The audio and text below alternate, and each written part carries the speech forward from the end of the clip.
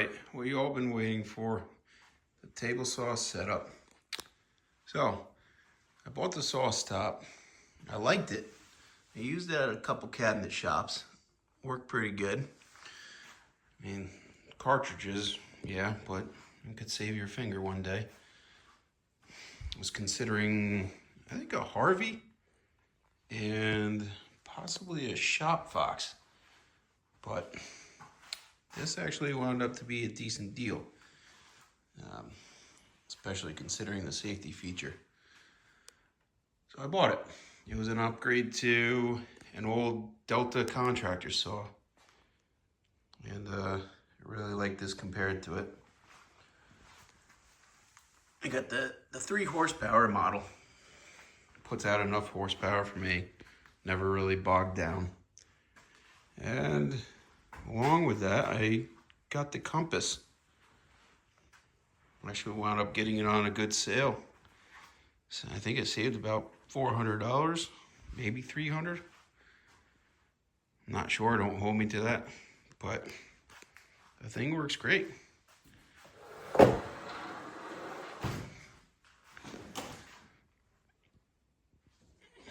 So I like it. However, you do have to put a little pressure on the outside so it doesn't rub on the table saw. I just got to adjust the feet down here a little bit lower and that'll fix that. But since I can move it around, it seems like I got to adjust it constantly. But it's a nice little fence system. I know SawStop makes a similar version.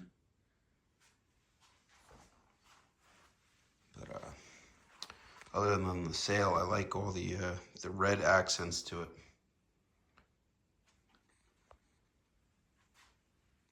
So it's a good little fence. I don't always have that on there though. I like the outfeed table. I mean the slider table for doing plywood sheets because it's an extra support system. So it works out well. So moving on, I built these cabinets. A little 3-drawer system. Same deal out of that Medex. Let's go all my SawStop, Allen wrenches, little feather board.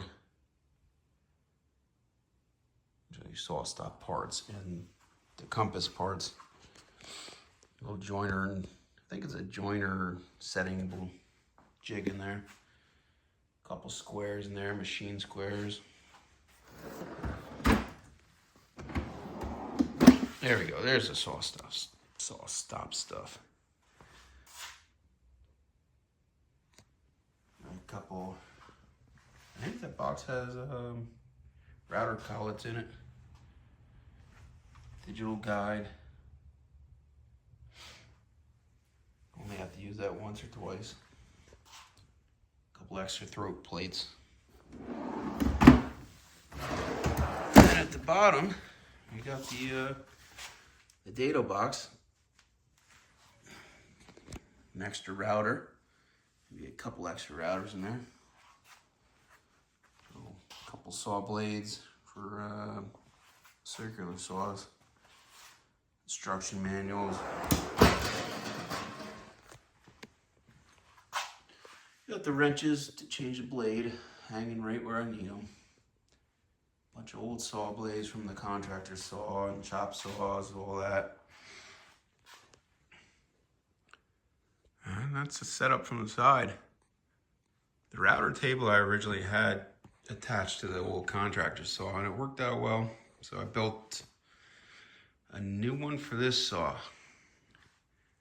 I made this table a little bit longer. This was the old cabinet. I just reattached it to the new box cabinet. Gave it a nice little angle on it. It works. It works. So there's a little Rockler router insert. Works okay. Worked great in the beginning. I wish I had a lock on it. So I think that's my next upgrade. I gotta do that.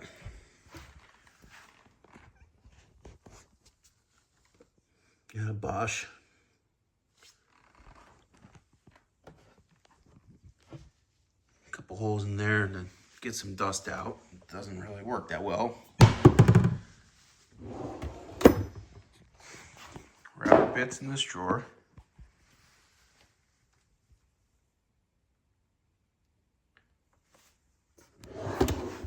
Probably more router bits in that box.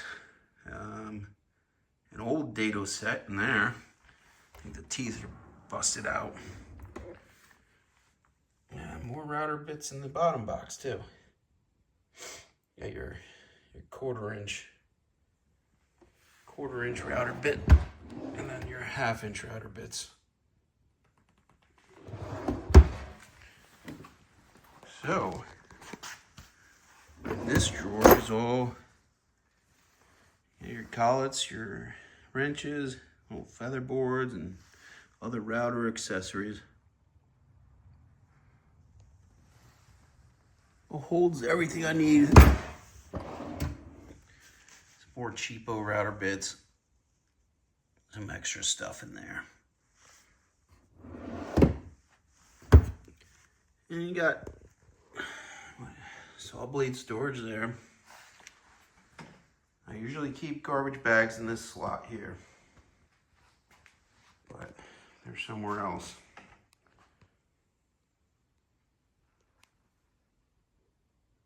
And I bought the Rockler dust hoses. I think they're the anti-static stuff. Some copper wiring, and it runs to a nice Delta dust collector. I upgraded the canister on it. That was a pain. It's not meant for this one, so I had to make some a plywood ring in there, and then I outfitted it with gaskets in there, and it sits snugly on it. Clamped it on, and I haven't noticed any leaks, so it works out good. Used to have a bag on it, but this is, I bought that thing about 10, 12 years ago. I didn't want to buy another one.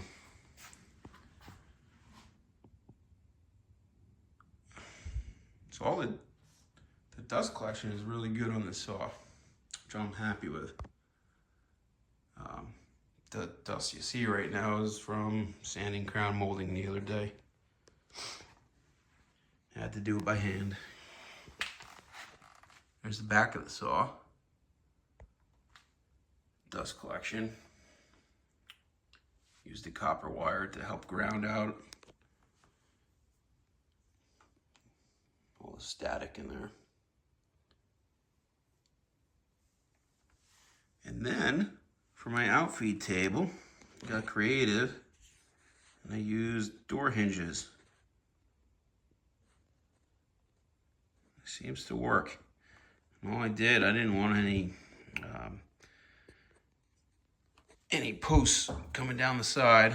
I just keep it on a roller. In the future, I'm thinking about cutting about that much off this outfeed table, just so I can walk around. I'm not sure if I need this length. So I want to clip the corners so you don't have that sharp edge. Maybe I'll put some posts on if it's short enough and I don't have to worry about it. But I think I made a good system. It works well for this shop. It's not too big. I could actually roll this cabinet around very easily. Which one of the things I like about the SawStop is their mobile base. All you gotta do is push that thing down until it jacks itself up, and then stomp on the little lower label there and drops right back down. So, very good saw setup. I love it.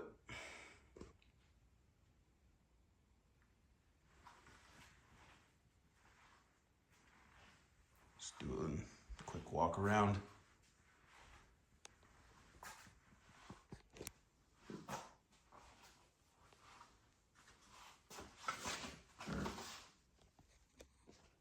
A couple outlets back there for the router. I used to have a vacuum, but now I just hook it up to the dust collector.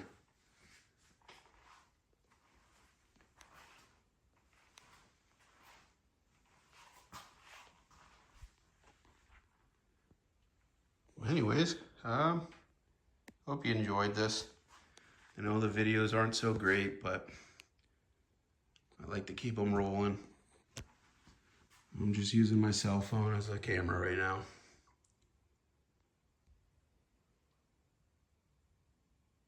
But if you're interested, subscribe. Maybe in the next video, I'm going to talk about what my plans are with this channel. So, like I said, if you're interested, stay tuned.